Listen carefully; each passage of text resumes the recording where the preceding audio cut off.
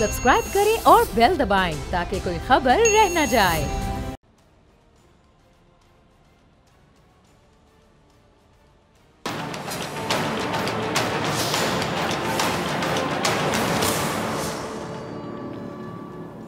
अस्सलाम वालेकुम नाजरीन, मैं हूं डॉक्टर फ़िज़ा अकबर खान और मैं हूं पाकिस्तान और आप देख रहे हैं पाकिस्तान के सबसे बड़े न्यूज़ चैनल का नंबर 1 प्रोग्राम ऐसे नहीं चलेगा। आज सबसे पहले और कोई बात नहीं होगी, आज अज़मत मुस्तफ़ा सल्लल्लाहु अलैहि वसल्लम का जिक्र करूंगी। मैं नाचीज़ खुद को इस काबिल नहीं समझती कि अपने आका व मौला महबूब सल्लल्लाहु अलैहि वसल्लम की शान बयान करने का अदा कर सकूं, लेकिन फ्रांस से उठने वाली जुल्मत की आंधी ने मजबूर कर दिया कि बातिल को उसी जबान में जवाब दिया जाए जो उसे समझ आती है, जिससे उसकी अकल ठिकाने आती है, क्योंकि सब बातें बर्दाश्त हो सकती हैं, हर चीज़ पर समझौता हो सकता है, लेकिन जहां बात नामूसे रसालत की आ जाए तो फिर कोई समझौते की गुंजाइश रहती नहीं है। नबी पाक सल्लल्लाहु अलैहि वसल्लम की हस्ती, उनकी हस्ती तो बहुत बड़ी चीज़ है। मुसलमान तो सिर्फ उनके नाम पर तन मन धन की बाजी लगाने के लिए तैयार रहते हैं। शायर ने का खूब कहा है, शायर क्या कहते हैं, करूं तेरे नाम पर जां फिदा, न बस एक जां दो जहां फिदा, दो जहां से भी नहीं जी भरा, करूं क्या कि करोड़ों जहां नहीं।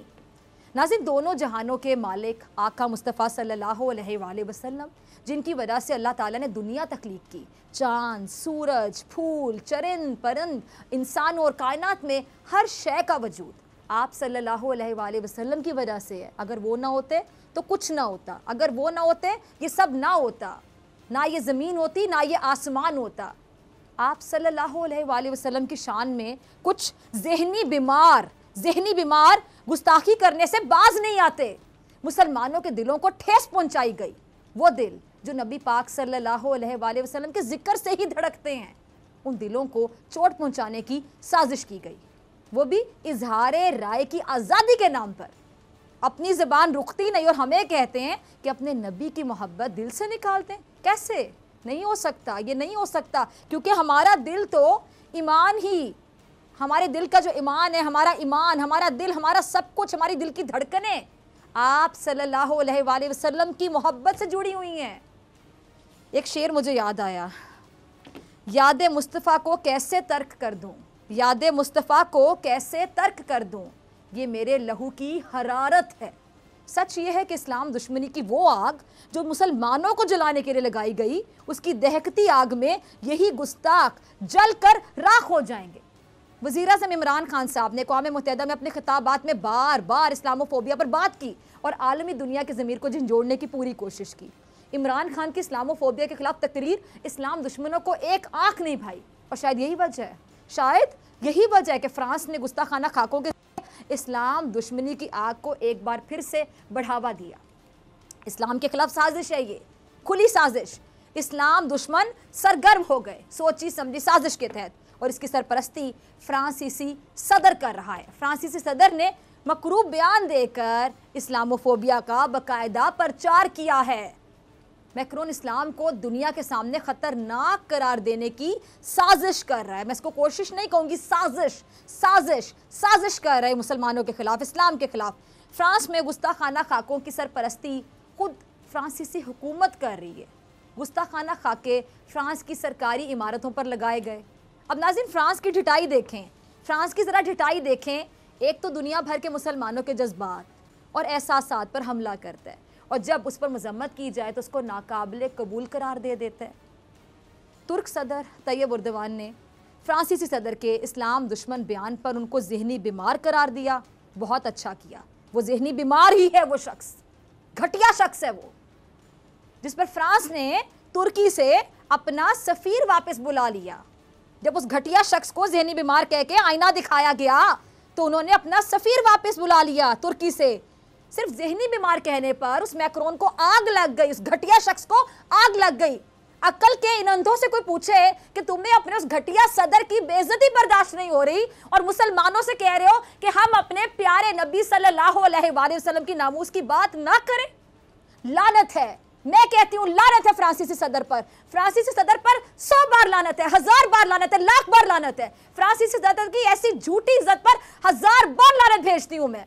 ऐसे इज़हार राय की आज़ादी पर मैं लानत भेजती हूँ जिसकी बुनियाद अरबों मुसलमानों की दिल आज़ारी पर रखी जाए। ये नाकाबिले मुआफ़ी जुर्म है, नाकाबिले मुआफ़ी जुर्म है, नाकाबिले मुआफ़ी जुर्म है। आलम इस्लाम कहाँ है? इस पर तो फौरी तौर पर अब तक OIC का इजलास होना चाहिए था।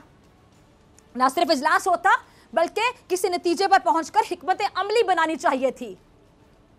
इस शर्मनाक वाक़े पर अब आलम इस्लाम को मुत्तहिद होकर बताना होगा कि मुसलमान नबी पाक सल्लल्लाहु अलैहि वसल्लम की हुर्मत और इस्लाम की हिफाजत करना जानता है। अब नहीं तो कब, अब नहीं तो कब, अब बताना होगा कि मुसलमान जानता है कि अगर कोई मेरे प्यारे नबी सल्लल्लाहु अलैहि वसल्लम की शान में ज़बान दराजी करेगा तो उसकी ज़बान को खींच लेंगे हम सब मिलके। मुझे खुशी है कि हमारे वज़ीर-ए-आज़म इमरान खान साहब ने पहले भी इस मामले पर बात की और अब भी सरगर्म है और कोई भी मुसलमान ऐसे ही बात करेगा जो नबी पाक सल्लल्लाहु अलैहि वसल्लम से इतनी सी भी मोहब्बत करता होगा ना, वो ऐसे ही बात करेगा। मुझे खुशी है कि पाकिस्तान के प्राइम मिनिस्टर ने बात की, वो सरगर्म भी हैं और वज़ीर-ए-आज़म इमरान खान साहब ने फेसबुक के बानी को ख़त भी लिखा है जिसमें इस्लाम दुश्मन मवाद को बाकायदा कंट्रोल करने का कहा गया कि इसको कंट्रोल किया जाए जो इस्लाम दुश्मन मवाद है वहाँ पे। वज़ीर-ए-आज़म इस्लाम दुश्मनों के आगे बंद बांधने के लिए जो कोशिश कर रहे हैं, जो इक़दामात कर रहे हैं, मेरी नज़र में वो काबिल तारीफ़ हैं। लेकिन अफसोस की बात कि दूसरी तरफ हमारी सियासी क़यादत को फ़िक्र है तो इस वाक़े के बाद भी अपनी सियासत की फ़िक्र है। शर्म आनी चाहिए ना, ये आखिरत का सौदा है और कम ज़र्फ़ दुनिया की फ़िक्र में मर रहे हैं।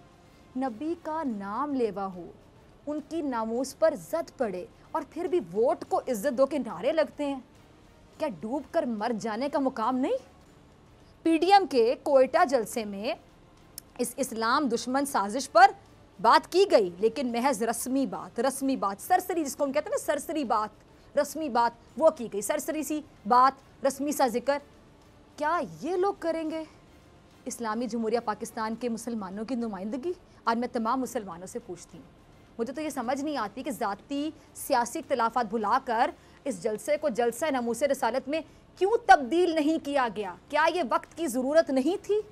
क्या ये वक्त की ज़रूरत नहीं थी ताकि दुनिया को ये पैगाम जाता कि नबी की हुर्मत, नबी की इज्जत सबसे ऊपर, नबी पाक सल्लल्लाहु अलैहि वसल्लम की हुर्मत पर ऑपोजिशन भी हुकूमत के शाना बशाना खड़ी है। जहां बात नबी की हुर्मत पर आ जाए तो बस फिर हम सब एक हैं। लेकिन यहाँ भी अफसोस के साथ कहूँगी अदावत, बुग़्ज़, ज़ाती मुफादात, सियासत, इंतकाम बाजी ले गया, बाजी ले गया। इतना बुग़्ज़ है इमरान, इतना बुग़्ज़ है प्राइम मिनिस्टर, ये जो प्राइम मिनिस्टर का बुग़्ज़ है, इतना बुग़्ज़ है वज़ीर-ए-आज़म इमरान खान साहब का, इतना बुग़्ज़ कि नबी पाक अलैहि वसल्लम की हुर्मत का पास भी नहीं रहा। आप मामला तो देखें कि मामला क्या है इस टाइम पे, लेकिन सबको अपनी अपनी पड़ी है। इस पर अफसोस ही किया जा सकता है ना। PDM के जलसे में मुल्क दुश्मनी जीत गई, इदारों के खिलाफ उगलते जहर ने मैदान मार लिया। दूसरों को इश्क़ रसूल का दर्स देने वाले बताएं कि कल रोज़े महशर अपने नबी सल्लल्लाहु अलैहि वसल्लम को क्या मुंह दिखाएंगे? और कुछ नहीं कर सकते तो आवाज़ ही उठा लें, कुछ तो बोलें। दिल दुख है तो पता तो चले आपके अल्फाज में कि दिल दुख है। ये अवैस नौरानी का क्लिप चलाइएगा। डाकू, लुटेरे और गासिब, इन लोगों से आपको निजात दिलानी है। हम चाहते हैं बलूचिस्तान एक आजाद रियासत हो। आज बलूचिस्तान का माहौल ऐसे ही है जैसे आप किसी पसमानदा इलाके में आ गए हैं।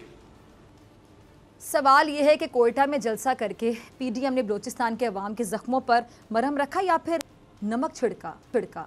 इसको मरहम रखना कहेंगे या फिर नमक छिड़कना कहेंगे? अवैस नौरानी के इस बयान से ये साफ जाहिर है कि वो बलूचिस्तान में लगी आग को बुझाने नहीं बल्कि भड़काने आए हैं। आग बुझाने में और आग भड़काने में फ़र्क होता है। पाकिस्तान की सरजमीन पर भारत की ज़बान बोली जा रही है। बलूचिस्तान ने बहुत कुर्बानियाँ दी हैं। वो कुर्बानियाँ इसलिए नहीं दी कि उसको लहदा कर दिया जाए। बानी एमकम याद है क्या कहा करता था कि कराची को पाकिस्तान से अलहदा कर दिया जाए। वो भी किसकी ज़बान बोलता था? भारत की ज़बान बोलता रहा। और अब कोयटा जलसे में भी वही ज़बान इस्तेमाल हो रही है।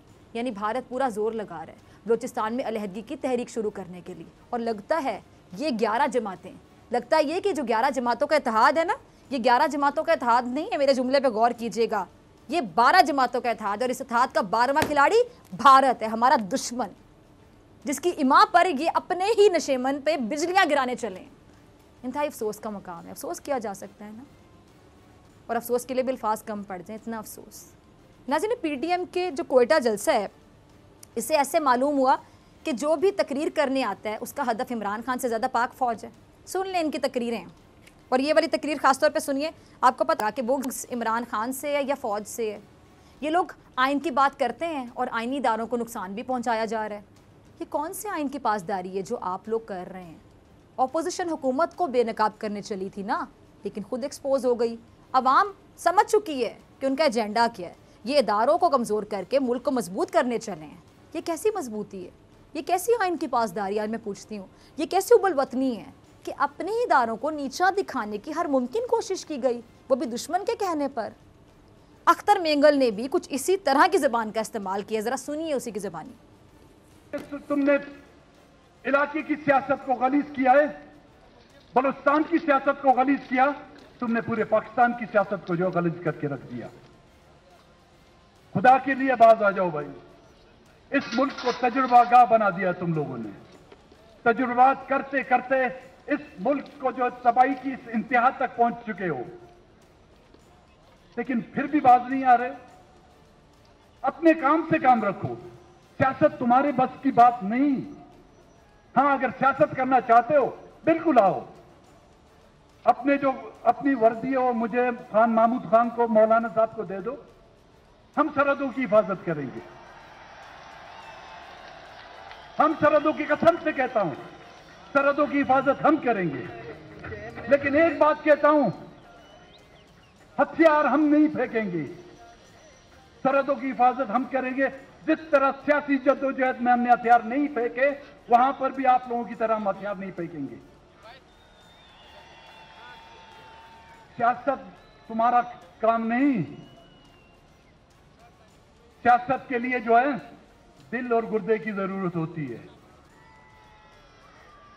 सियासत के लिए जो है ना मजबूत इरादों की जरूरत होती है। सियासत के लिए जो है ना अपनी मिट्टी और अपनी सरजमीन से जो है मोहब्बत की जरूरत होती है, जो हम में है तुम में नहीं। रियासत मुखालिफ बयानिए पर अपोजिशन को अभी तक किसी ने गद्दार नहीं कहा। हालांकि इन्होंने रियासत मुखालिफ बयानिए पर चलकर कोई कमी नहीं छोड़ी कि इनकी हुब्बुल वतनी पर अभी भी शक ना किया जाए। लेकिन यहाँ तो वो बात होगी चोर मचाए शोर, वो वाला हिसाब नजर आता है। फौज इस मुल्क की मुहाफिज है, सबको पता है। अल्लाह ताला की ज़ात के बाद ये मुल्क पाक फौज के सुपुर्द है। जनूबी वज़ीरिस्तान और बलूचिस्तान जो बदअमनी के समंदर में कभी गौते खाया करता था, पाक फौज के जवानों की लाजवाल कुर्बानियों के बाद वहाँ अमन के फूल खिलने लगे हैं। लेकिन इसके बावजूद रियासती इदारों की उबुल वतनी पर शक किया जा रहा है, और ये कहा जा रहा है कि सिर्फ सियासतदान, मतलब सरेआम ये कहा जा रहा है कि सिर्फ सियासतदान मुहिब वतन है, और वो जो 24 घंटे सरहदों के निगहबान बने हुए हैं उनको कहा जा रहा है कि वो मुहिब वतन नहीं है। अब इससे बड़ा अलमिया और क्या होगा? अगर पाक फौज पीछे हट जाती तो बलूचिस्तान से कुलभूषण क्या कभी पकड़ा जाता? कभी ना पकड़ा जाता। कोयटा में जिंदगी फिर से कभी लौटती, कभी ना लौटती। यहाँ खून की नदियाँ बहती रहती, और अख्तर मेंगल साहब शायद कोयटा में आपका जलसा करना भी मुमकिन ना होता। वर्दियाँ पहनकर आप सरहदों पर निकल तो जाएंगे, लेकिन उन जवानों जैसा हौसला, उन जवानों जैसी बहादुरी कहाँ से लाएंगे? वो बहादुरी ला सकते हैं आप?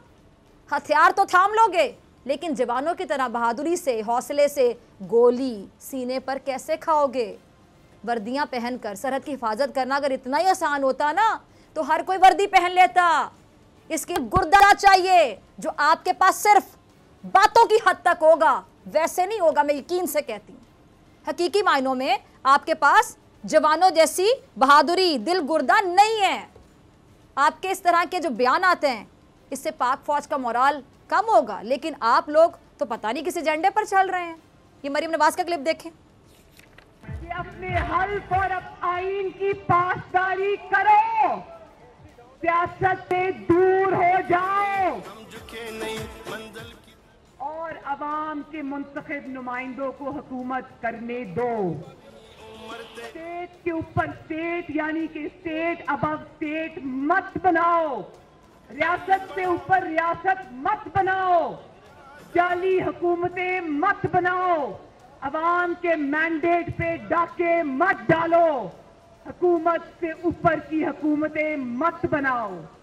हुकूमत उसकी बनती है जिसकी बागडोर आपके हाथों में नहीं किसी और के हाथों में होती है। उसकी डोरें आप नहीं हिलाते, कोई और हिलाता है। हाकिम के गिरेबान पर आपका नहीं किसी और का हाथ होता है। वो आपको नहीं किसी और को जवाबदेह होता है। जानते हो ना किसको जवाबदेह होता है? जानते हो ना? उसको बिठाने और उठाने का इख्तियार आपके पास नहीं होता, किसी और के हाथ में होता है।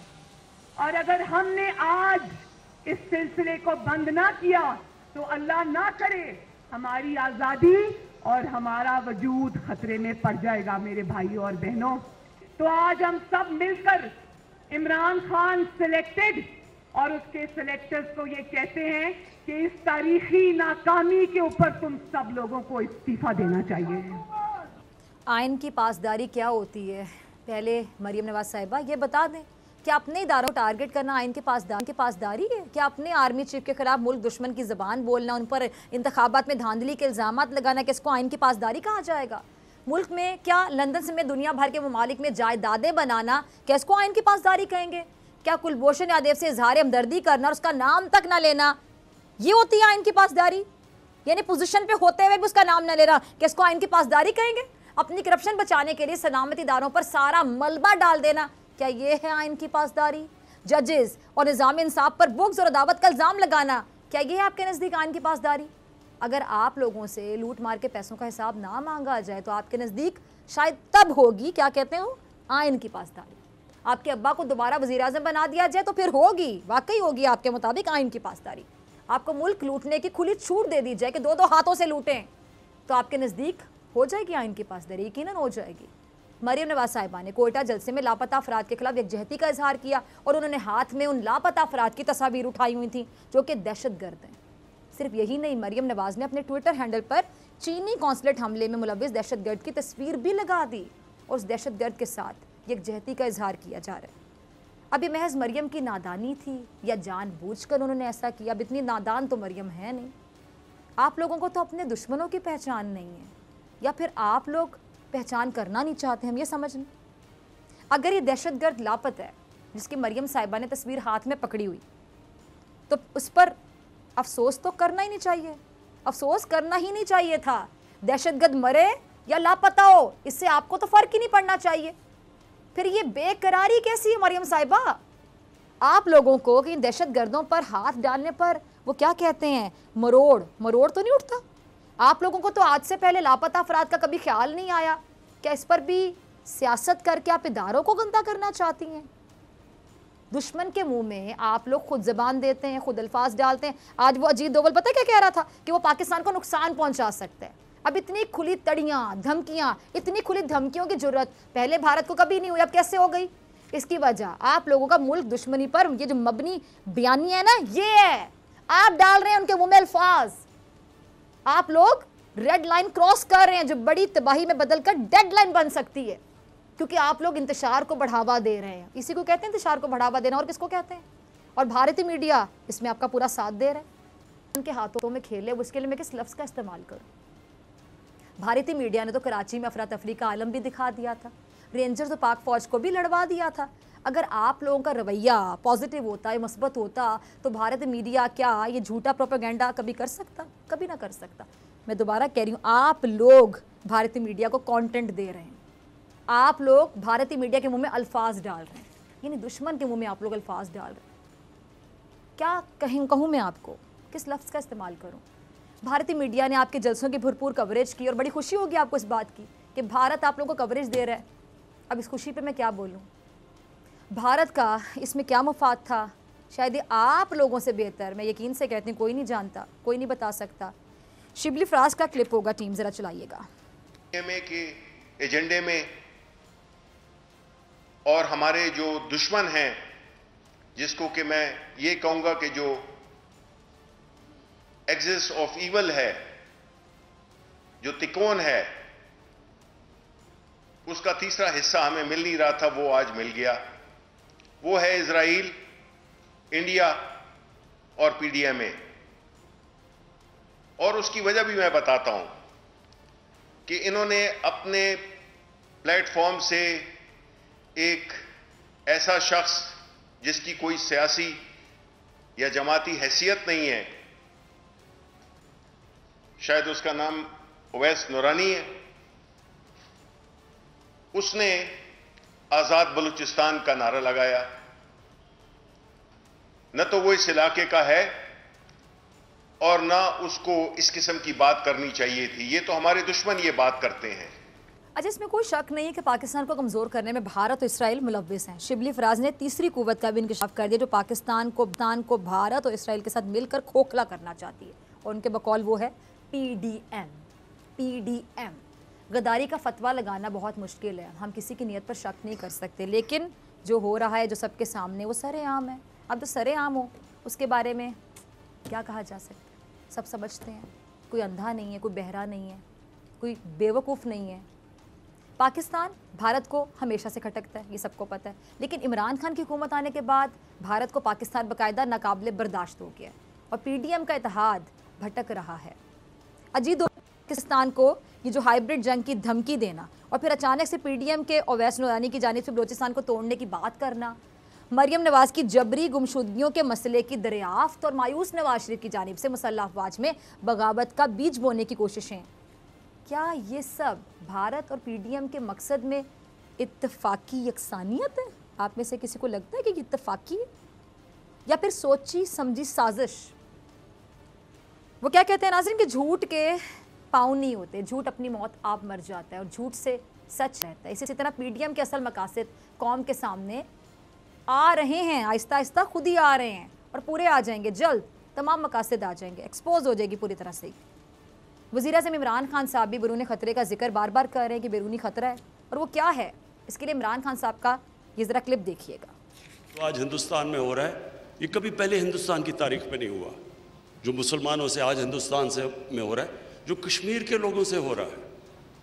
80 लाख लोगों को एक तकरीबन एक ओपन जेल में रखा हुआ है। तो एक है ख़दशा पाकिस्तान में कि हिंदुस्तान इस्तेमाल करेगा अफ़गानिस्तान को हमारे ऊपर इंतशार फैलाना, हमारे मुल्क के अंदर डिस्टेबलाइज करने के लिए। अब नाज़रीन, पाकिस्तान को बैरूनी ख़तरे का सामना है। ये ख़तरा पाकिस्तान को भारत से, भारत अफ़गानिस्तान को हमारे खिलाफ इस्तेमाल कर सकता है। ऐसे में ऑपोजिशन को तो मुल्क की खातिर एक हो जाना चाहिए, ऐसा ही ना? ऑपोजिशन को तो कहना चाहिए कि हुकूमत के साथ लड़ाई झगड़े एक तरफ, लेकिन मुल्क के दिफा के लिए, जब मुल्क के दिफा की बात आएगी, इसके लिए एक साथ खड़े हैं। लेकिन अफसोस, सद अफसोस, बहुत अफसोस, यहाँ तो उल्टी गंगा बह रही है, यहाँ तो मुल्की इदारों को कमज़ोर किया जा रहा है। लेकिन ना ऐसे चल सकता है और ना अब ऐसे चलेगा। मिलते हैं ब्रेक के बाद।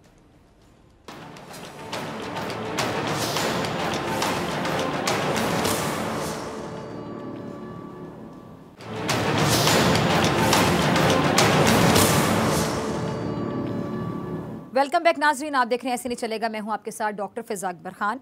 नाज़रीन, फ्रांस में गुस्ताखाना खाकों का जो मामला है वो एक बार फिर पूरी शिद्दत से सामने आया, जिस पे फ्रांसीसी सदर ने अपनी ज़हनी पस्ती का सबूत देते हुए इस्लाम बारे में हर्जा सराई की है और एक बार फिर मुल्क में मजहबी तशख़्ख़ुस के हवाले से सख्त कवानीन लाने का ऐलान किया है, जिसका निशाना सिर्फ़ और सिर्फ मुसलमान बनेंगे। अवामी मकामात पर हिजाब पर पाबंदी समेत मुसलमानों पर अरसा हयात तंग करने की कोई कसर नहीं छोड़ी गई। अच्छा, फ्रांसीसी सदर के बयान पर तुर्की के सदर तैयब उर्दगान ने भी गमो गुस्से का इजहार किया है और उन्होंने कहा कि जी फ्रांसीसी हम मनसब को उन्होंने दिमागी मुआयने का मशवरा भी दे दिया। आलम इस्लाम से जो सबसे ज़्यादा हम कह सकते हैं कि ताकतवर या तवाना आवाज़ सुनाई दी गई है वो है पाकिस्तान के वज़ीर-ए-आज़म इमरान खान साहब की, जिन्होंने अपने सोशल मीडिया अकाउंट से फ्रांसीसी सदर को ना सिर्फ आड़े हाथों लिया बल्कि दुनिया को ये वाज़ेह पैगाम दिया है। अपने ट्वीट्स में इमरान खान साहब का कहना था कि ऐसे वक्त में फ्रांसीसी सदर इंतहा पसंदों को मौका फराम करने के बजाय मरहम रख सकते थे, और बदकिस्मती है कि उन्होंने इस्लामोफोबिया को फ़रोग देने का इंतखाब किया और दहशत गर्दों पर हमला करने के बजाय इस्लाम पर हमला किया है। उन्होंने मुसलमानों को इश्तियाल दिलाया है। दफ्तर खारिजा में फ्रांसीसी सफ़ीर को तलब करके एहतजाजी मरासला भी थमाया गया और वज़ीर ख़ारजा शाह महमूद कुरैशी ने भी भरपूर मज़म्मती बयान जारी किया है। सेनेट में भी मुतफ़िक़ा करारदाद की मंजूरी दी गई है और अवाम की जानिब से सोशल मीडिया पर हम देख रहे हैं, आप भी देख रहे होंगे कि गम व गुस्से का शदीद इजहार किया जा रहा है।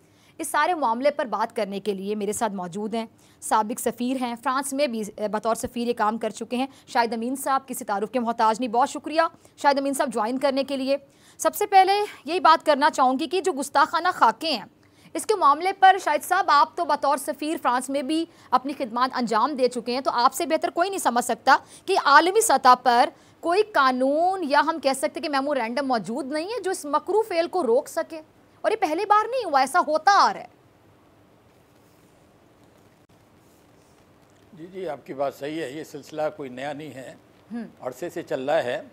जब मैं सफ़ीर था तो उस वक्त वो एक आदमी है सलमान रुश्दी, उसने एक बहुत ही इस्लाम के ख़िलाफ़ किताब लिखी थी और उस पर मुसलमानों ने बड़ा एहतजाज किया था पेरिस में जी। तो उसके बरक्स वहाँ की जो अखबारात हैं उन्होंने उन मुसलमानों को कहा कि ये इंतहा पसंद हैं और ख़तरनाक लोग हैं वगैरह वगैरह। तो ये सिलसिला जो है अरसे से चल रहा है। यकीनन ये कार्टून का जो सिलसिला है उसके बारे में फ़्रांस का जो रवैया है बिल्कुल ही काबिल मज़म्मत है और हमारे वज़ीर आज़म ने सही मानों में हमारे जज्बात की तर्जमानी की है।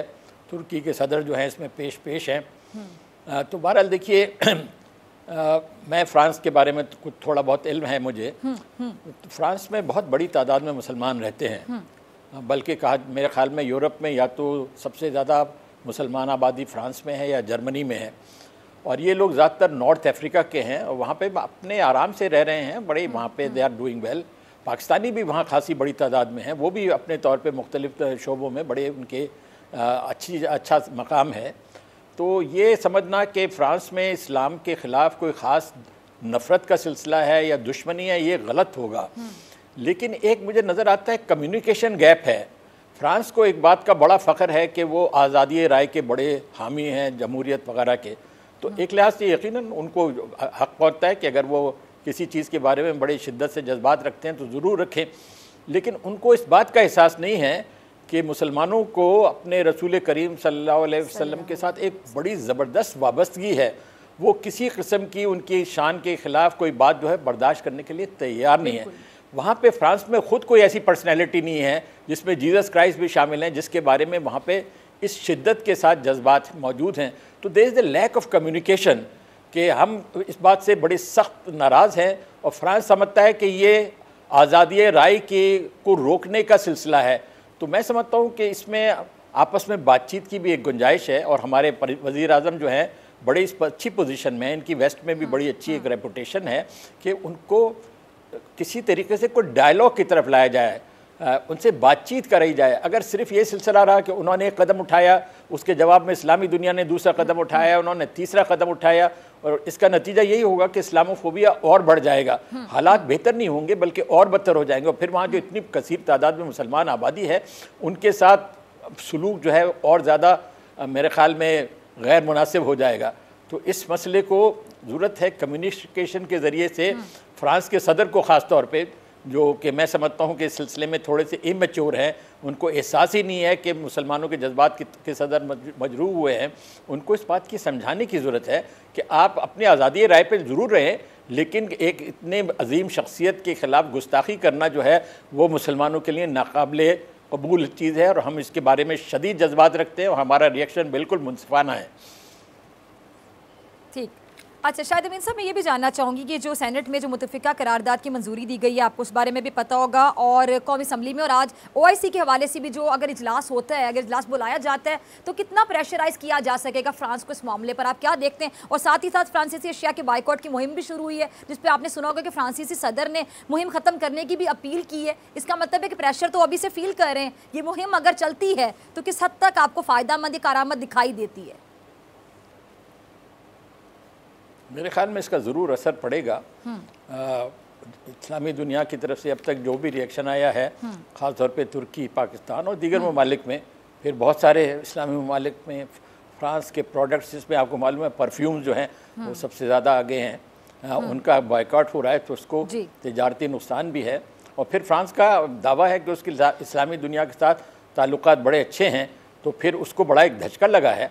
तो मैं समझता हूँ कि ये प्रेशर हमारी तरफ से कायम रहना चाहिए ताकि उनको सदर को एहसास हो। मैक्रोन साहब भी जो है उन्होंने इस कम की हरकत की है और वहाँ के सदर आमतौर पर इस बारे में ज़्यादा मोहतात या जिम्मेदाराना रवैया अख्तियार करते हैं। तो उनको समझाने की ज़रूरत है कि आपने एक आतिशफिशा को खोल दिया है और इसका नतीजा कोई ना आप हमारे हक़ में अच्छा है ना आपके हक़ में अच्छा है। फ्रांस के हम मिसाल के तौर पे पाकिस्तान के साथ बड़े अच्छे ताल्लुकात रहे हैं, हमारी उनके साथ बहुत तिजारत है, फ्रांस ने हमें इकनॉमिक असिस्टेंस भी बहुत दी है। तो फ्रांस वैसे भी एक अहम मुल्क है, हम चाहते हैं कि फ्रांस के साथ पाकिस्तान के ताल्लुकात अच्छे रहें, इस्लामी दुनिया के ताल्लुकात अच्छी रहें, लेकिन इस फ्रांस को एहसास होना चाहिए इस बात का कि आज़ादी राय का ये मतलब नहीं कि इतनी अजीम शख्सियत के ख़िलाफ़ गुस्ताखाना बातें बिला वजह की जाएँ। आखिर बैठे बिठाए उनको किसने कहा था कि इस कम की हरकत करो? इस पर जो तुर्की के सदर ने कहा है इनको अपना दिमाग का इलाज कराना चाहिए। आप बैठे बिठाए एक प्रोवोकेशन करते हैं, जब रिएक्शन आता है तो आपको हैरानी होती है कि ये क्यों हो गया, और गलत मतलब निकालते हैं कि हम आज़ादी राय को रोकना चाहते हैं। मुसलमान आज़ादी राय के ख़िलाफ़ है, मुसलमान बिल्कुल आज़ादी राय के हक़ में हैं, लेकिन इसका ये मतलब नहीं जिसको कहते हैं ना लाइबल और कैलमनी, एक दूसरे के बारे में इंतहाई संगीन इल्ज़ामात तौहीन आमेज़ रवैया अख्तियार किया जाए, ये इसमें आज़ादी राय की क्या बात है? तो एक गैप ऑफ कम्युनिकेशन है, इसको दूर करने की ज़रूरत है। मैं नहीं समझता कि फ्रांस के साथ ताल्लुकात को बिगाड़ना चाहिए, वक्त के साथ ताल्लुकात को ठीक ही रहना चाहिए, लेकिन ये जो गलतफहमी पैदा हुई है इसको दूर करने की ज़रूरत है। लेकिन आप इस बात से एग्री करेंगे शायद अमीन साहब कि ताल्लुकात आप कह रहे हैं बिगाड़ने नहीं चाहिए, बेहतर रखने चाहिए, लेकिन अपना एहतजाज रिकॉर्ड करवाने का भी एक तरीका होता है और ये बहुत सेंसिटिव मामला है। जैसा कि आप सब जानते हैं, तमाम नाज़रीन जो देख रहे हैं, इतना जो गवाह गुस्सा पाया जाता है कि नबी पाक सल्लल्लाहु अलैहि वसल्लम की ज़ात के हवाले से इस तरह की बात कोई भी मुसलमान बर्दाश्त नहीं कर सकता, और ये पहली बार नहीं हो, पहले भी बहुत बार होता आया है। और गवर्नमेंट इस तरह की चीज़ों को अगर सपोर्ट करे तो फिर तो बाकायदा मेरे ख्याल से जंग बनती है। अगर हम इस्लाम को पढ़े तो फिर जंग बनती है इन लोगों के साथ। अब सिफारती सतह पर आप कैसे इकदाम देखते हैं कि क्या इकदाम होने चाहिए मजीद जिसके जरिए पाकिस्तान इस मामले में मजीद मौसर किरदार अदा कर सके? जी बिल्कुल होनी चाहिए, इन पर हर किस्म का दबाव डालना चाहिए, सिफारती दबाव भी डालना चाहिए जिसमें OIC का भी एक रोल बनता है। और फिर पाकिस्तान ने वज़ीर-ए-आज़म इमरान खान ने जो पोजीशन ली है ये बिल्कुल मेरे ख़्याल में पाकिस्तान को सर फहरिस्त उन मुल्कों में करती है जो कि फ़्रांस पे प्रेशर डाल रहे हैं। और लेकिन ये कि सिर्फ पाकिस्तान और तुर्की तक ये मामला नहीं रहना चाहिए, और इस्लामी ममालिक के सरबराहान जो हैं उनको भी सिलसिले में बयानात देने चाहिए। जितना प्रेशर डाला जाएगा फ्रांस के ऊपर उतना ही बेहतर है। अच्छा, आपने बड़ा अहम सवाल उठाए हैं शायद अमीन साहब, जो दूसरे ममालिक जो दूसरे इस्लामिक ममालिक के जो बड़े हैं सरबराहान है वो अगर खामोशी इख्तियार करते हैं, ऐसे मामलात पे आवाज़ नहीं उठाते हैं, जैसे तैयब उर्दगान साहब ने उठाई, इमरान खान साहब ने उठाई, खुलकर आवाज़ उठाई, इसकी वजह क्या दिखाई देती है आपको किसी की खामोशी की? वहाँ पे भी जज्बात तो वही हैं, मुसलमानों के हर जगह जज्बात एक ही हैं। अब उन्होंने किसी मसलियत की वजह से अब तक आवाज़ नहीं उठाई, उम्मीद है कि वहाँ पे भी आवाज़ उठाई जाएगी। देखिए सियासी ताल्लुकात अपनी जगह पे हैं, लेकिन ये ऐसा मामला है जिस पे मुसलमान किसी हालत में इस रवैये को बर्दाश्त नहीं कर सकते। तो फ्रांस को इस बात का एहसास दिलाना है कि आपने बिला वजह एक ऐसा कदम उठाया है जिससे इस्लामी दुनिया में जज्बात बड़ा इश्तियाल फैला है, बहुत नाराज़गी है, मुसलमान इस चीज़ को किसी हालत में बर्दाश्त नहीं करेंगे। तो अगर उनको ये एहसास हो जाए तो फिर वो आज़ादी राय का जो फसाना बनाया हुआ है कि हम आज़ादी राय को रोकने की कोशिश, हम तो नहीं आज़ादी राय को रोकने की कोशिश कर रहे, लेकिन इंसल्ट को और कैलमनी को और झूठी और बयानात को और हमारे रसूल करीम सल्लल्लाहु अलैहि वसल्लम की ज़ात को निशाना बनाना जो है, ये चीज़ आज़ादी राय नहीं है, ये एक गुस्ताखाना रवैया है, इसको हम किसी हालत में बर्दाश्त नहीं कर सकते। जी अच्छा शायद अमीन साहब, एक और सवाल, किस तरह का कोई ना कोई मामला हम देखते हैं कि अक्सर आ जाता है जिससे मुसलमानों के बाकायदा जज्बात मजरूह होते हैं, उनको तकलीफ़ पहुंचाई जाती है, फिर जब रद्द अमल आता है तो फिर इल्ज़ाम भी मुसलमानों पे लगा दिया जाता है, जैसे कि इस्लामोफोबिया के हवाले से बात की जाती है, यानी इंतहा पसंद उनको कह दिया जाता है। इस तरह की गलतियाँ भी इस तरफ से की जाती हैं, फिर जब रिएक्शन आएगा उस पर उनको इंतहा पसंद कह देना, इश्तियाल दिलाने के इल्ज़ामात उन पर लगा दिए जाते हैं, ये कितना तकलीफ़ दे है? या तकलीफ़ दे तो यकीनन है, लेकिन उसका आदमी का जिसने गुस्ताखी की थी उसका सर जाके काटना जो है ये मेरे ख्याल में इस किस्म के रिएक्शन से फिर एक किस्म की नफ़रतों की क्या सिलसिला शुरू होता है। तो मैं समझता हूँ बेहतरीन तरीका तो यही है कि हमारी मीडिया की तरफ से, हुकूमतों की तरफ से, सरबराहान की तरफ से डिप्लोमेटिक प्रेशर डाला जाए, मॉरल प्रेशर डाला जाए, फिर एक डायलॉग की फिज़ा कायम की जाए, उनको समझाया जाए कि किस वजह से हम लोग नाराज़ हैं। वो बिल्कुल एक गलत मफरूज़े पे चल रहे हैं कि हम आज़ादी राय के ख़िलाफ़ हैं। हम क्यों आज़ादी राय के ख़िलाफ़ होंगे? लेकिन हम जो है इस कम के गुस्ताखाना रवैये के ख़िलाफ़ हैं। तो ये चीज़ जो है मेरे ख्याल में डायलॉग इसमें बहुत ज़रूरी है। यकीनन एहतजाज और प्रेशर की अपनी वैल्यू है। मेरे ख्याल में हमें एहतजाज को बढ़ाना चाहिए और इस्लामी ममालिक से कि सदर और वज़ीर आज़म जो है उनको इस सिलसिले में बड़ा सख्त फ्रांस की मजम्मत करनी चाहिए। सिर्फ पाकिस्तान और मलेशिया का बोलना, पाकिस्तान और तुर्की का बोलना काफ़ी नहीं है। इस्लामी दुनिया जो है इस बारे में खामोशी नहीं रख सकती, वरना फिर आवाम का जज्बा जो है इन हुक्मरानों के खिलाफ भड़केगा। ठीक है जी, बहुत शुक्रिया शाहिद अमीन साहब आपके। मुझे ब्रेक पे जाना है, ब्रेक से आने के बाद सदीक जान और उनकी बड़ी खबर।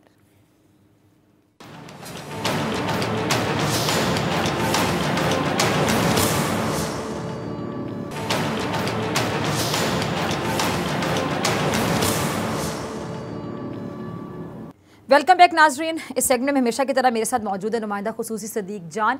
नवाज शरीफ की तकरीर के 24 घंटे बाद नून लीग अरकान असम्बली की एक बड़ी बैठक हुई है। इजलास की जो अंदरूनी कहानी है वो हम जानेंगे सदीक जान से। सदीक बताइए क्या हुआ इजलास में? जी, सबसे इम्पोर्टेंट चीज़ तो ये है कि 40 से 50 अरकान कौमी असम्बली और सेनेटर जो हैं वो मिसिंग थे, वो लापता थे, वो गैर हाजिर थे।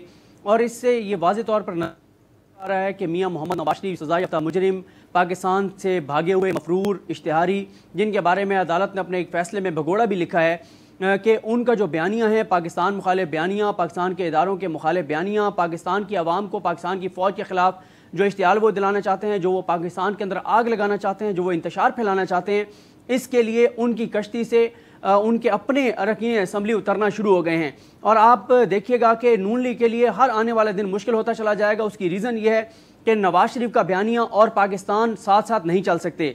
नवाज शरीफ हर आने वाले दिन जैसे जैसे वो फ्रस्ट्रेट होते चले जा रहे हैं, जैसे जैसे वो देख रहे हैं कि मैंने ये भी करके देख लिया, मुझसे राब्ता नहीं हुआ, मैंने ये भी देख लिया, मुझसे राब्ता नहीं हुआ, मैंने ये भी धमकी देख ली, मुझे कोई ऑफर नहीं आई कि तुम्हें एनआरओ दे देते हैं, तुम्हें डील दे देते हैं, तुम्हें ढील दे देते हैं।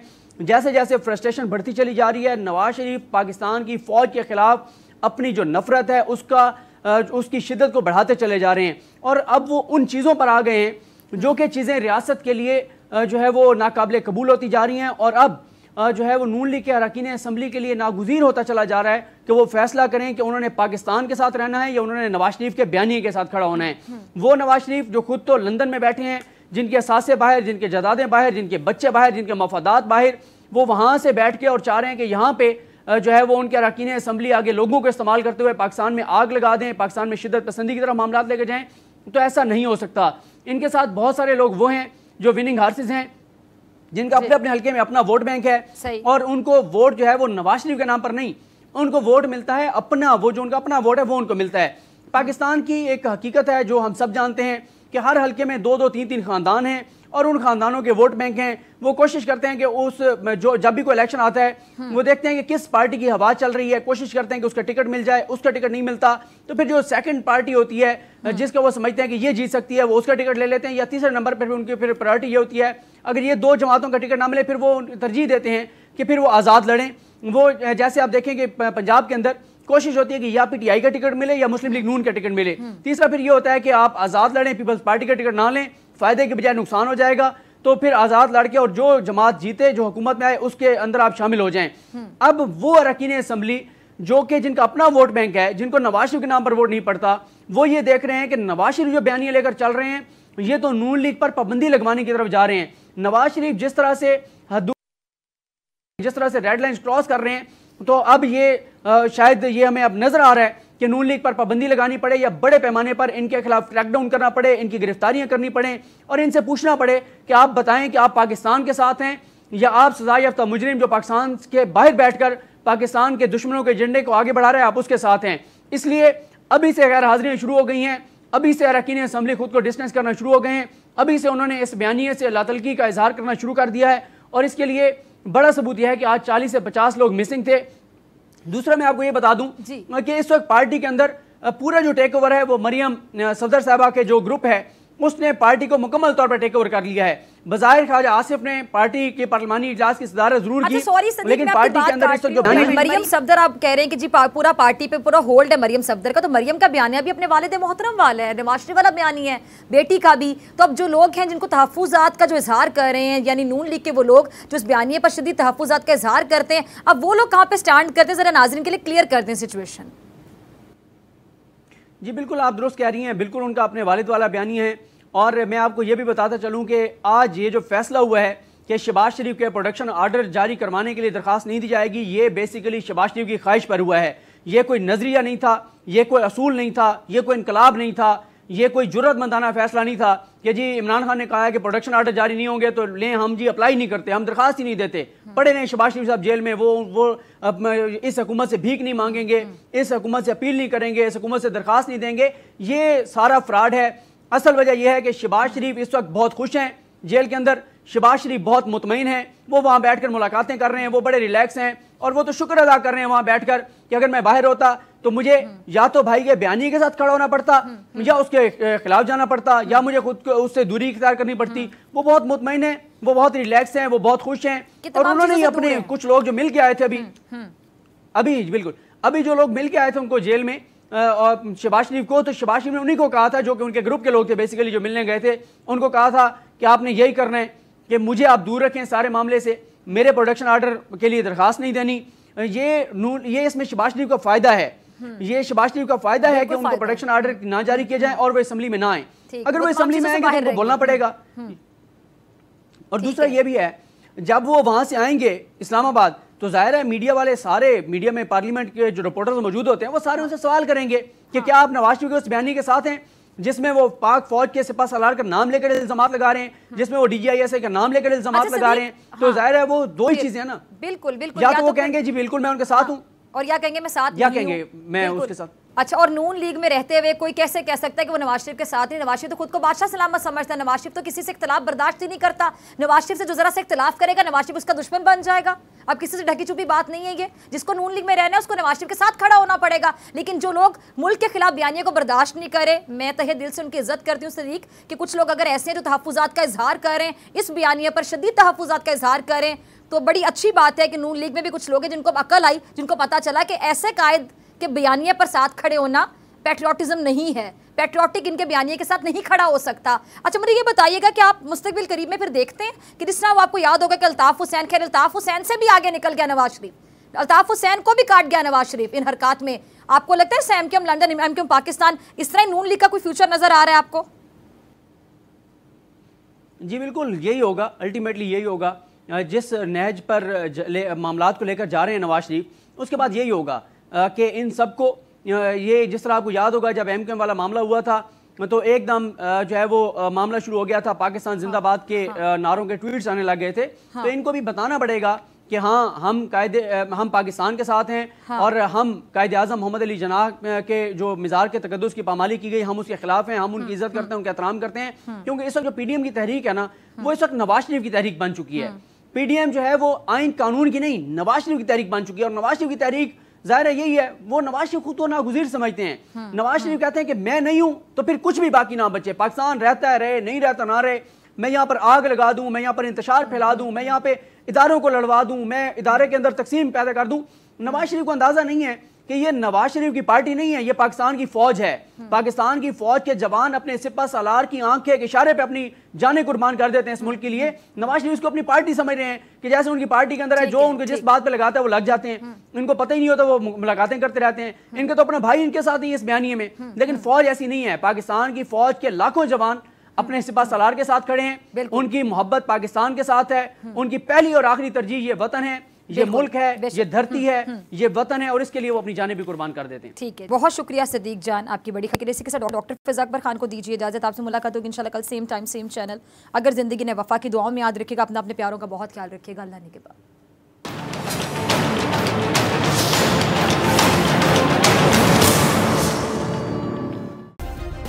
सब्सक्राइब करें और बेल दबाएं ताकि कोई खबर रह न जाए।